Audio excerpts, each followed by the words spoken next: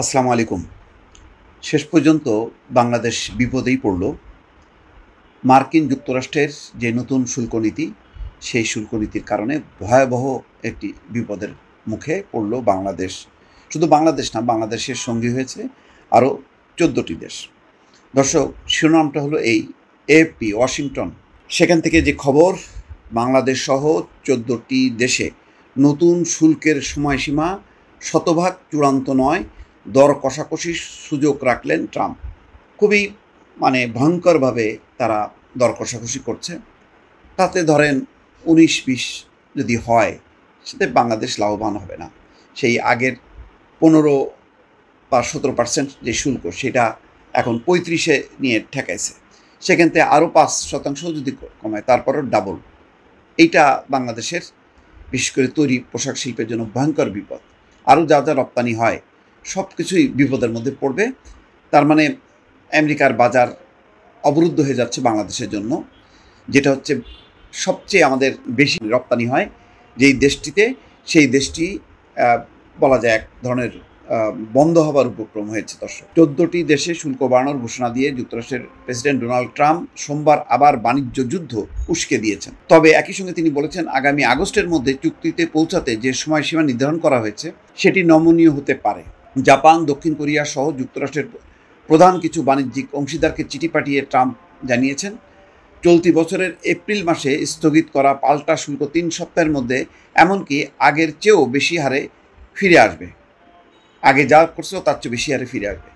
চিঠিতে ট্রাম্প বলেন, টোকিও এবং সিউলের পণ্যের উপর 25% হারে শুল্ক আরোপ করা হবে। এছাড়া ইন্দোনেশিয়া, বাংলাদেশ, থাইল্যান্ড, দক্ষিণ আফ্রিকা এবং মালয়েশিয়া সহ 14টি দেশের উপর 25 থেকে 40% হারে শুল্ক বসানোর কথা বলা হয়েছে। বাংলাদেশের জন্য 35% এখন নির্ধারণ করেছে। তবে আগের মতো এবারও শুল্ক আরোপ নিয়ে দেশগুলোর সঙ্গে দর কষাকষির সুযোগ রাখলেন ডোনাল্ড ট্রাম্প। তবে এর মধ্যে তার ঘোষণায় বৈশ্বিক অর্থনীতিতে নতুন করে অনিশ্চয়তা তৈরি হয়েছে।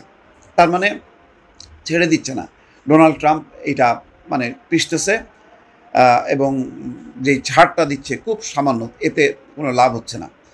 1 আগস্ট সময়সীমা সম্পর্কে জানতে চাইলে যুক্তরাষ্ট্রের সফররত ইসরায়েলের প্রধানমন্ত্রী বেনিয়ামিন নেতানিয়াহুর সঙ্গে নৈশভোজে ট্রাম্প সাংবাদিকদের বলেন, আমি বলবো সময়সীমা ঠিকঠাক রয়েছে, তবে একেবারে শতভাগ নয়। ওই যে সবসময় সে অনিশ্চয়তার মধ্যে রাখে। চিঠিগুলোই কি তার চূড়ান্ত প্রস্তাব? জানতে চাইলে ট্রাম্প বলেন, আমি একে চূড়ান্ত বলবো। কেউ যদি ভিন্ন প্রস্তাব দেয় এবং সেটা আমার ভালো লাগে, তবে আমরা সেটা করব। উল্লেখ্য, চলতি বছরের 2 এপ্রিল যুক্তরাষ্ট্রের অর্থনৈতিক স্বাধীনতা দিবস ঘোষণা করে ট্রাম্প বিভিন্ন দেশ থেকে যুক্তরাষ্ট্রে আমদানি করা পণ্যের উপর ব্যাপক হারে শুল্ক আরোপের ঘোষণা দেন।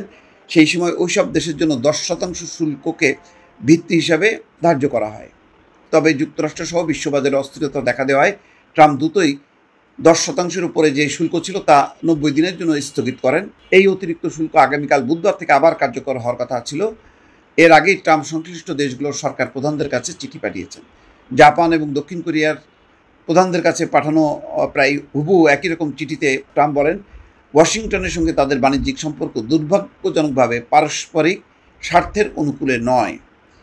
এই কারণে 25% শুল্ক বসানো হবে। যদি দেশগুলো পাল্টা ব্যবস্থা নেয়, তবে আরও কড়াকড়ি শুল্ক আরোপের হুমকি দিয়েছেন ডোনাল্ড ট্রাম্প। তবে গতকাল ট্রাম্প একটি নির্বাহী আদেশে আগামীকাল সময়সীমা আনুষ্ঠানিকভাবে 1 আগস্ট পর্যন্ত বাড়িয়েছেন। নতুন এই সময়সীমা কার্যত আরেক দফা বিলম্বই এনে দিল। এটা খুব লাভ হলো না, জাস্ট শুধু এক্সটেন্ড করলো।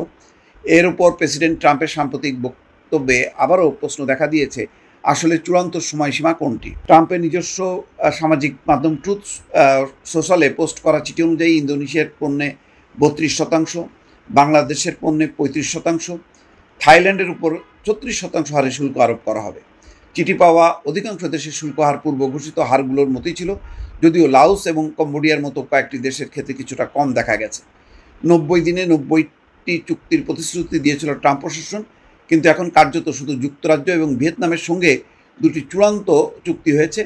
চীনের সঙ্গে পাল্টাপাল্টি অস্বাভাবিক উচ্চ শুল্ক কিছুটা কমানোর ব্যাপারে একটা সমঝোতা হয়েছে। গত রোববার জাপানের প্রধানমন্ত্রী ইশিবা বলেছেন, ওয়াশিংটনের সঙ্গে বাণিজ্য আলোচনায় তিনি সহজে আপোস করবেন না। ট্রাম্প কেন প্রথমেই জাপান এবং দক্ষিণ কোরিয়ার দিকে গেলেন জানতে চাইলে হোয়াইট হাউসের উপদেষ্টা লেভিট বলেন, এটা প্রেসিডেন্টের এখতিয়ার, তিনি দেশগুলো বেছে নিয়েছেন। এশিয়া সোসাইটি পলিসি ইনস্টিটিউটের ভাইস প্রেসিডেন্ট ওয়েন্ডি কাটলার বলেন, টোকিও এবং সিউলের কাছে পাঠানো চিঠি অন্যদের জন্য সতর্ক বার্তা হিসাবে কাজ করবে। তার মানে হুমকি ধামকি দিয়ে এক ধরনের জবরদস্তি করে একটা পরিস্থিতি তৈরি করছে। এটা বাংলাদেশ সহ 14টা দেশের জন্য বিপদ। বিশেষ করে বাংলাদেশের তৈরি পোশাক রপ্তানির সবচেয়ে বড় মানে রপ্তানি আয়ের একটা উৎস বা রপ্তানি এর গন্তব্য হচ্ছে যুক্তরাষ্ট্র। সেই বাজারটা যদি বাংলাদেশ ক্ষতিগ্রস্ত হয় তাহলে এটি পূরণ করা খুব মানে সহজে এটা সম্ভব হবে না। দর্শক ভালো থাকবেন। আল্লাহ হাফেজ।